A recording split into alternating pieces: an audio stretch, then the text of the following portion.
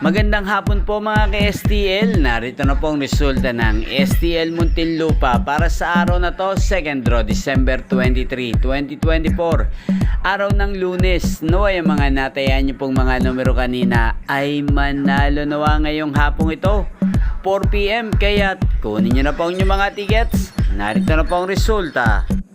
Ang mga numerong nanalo sa STL Muntinlupa ngayong hapong ito, December 23, 2024, 4 PM, second draw result 37 at 23 in exact order.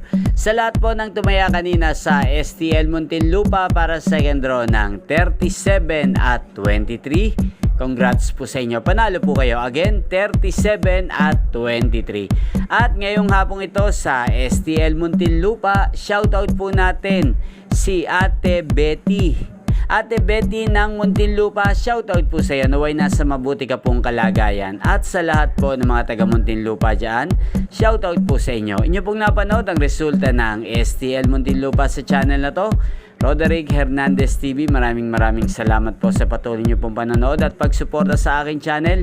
Huwag pong kalimutang mag-subscribe. Thank you for watching. Magkita-kita pong muli tayo mamayang alas 9 ng gabi dito po sa channel na to.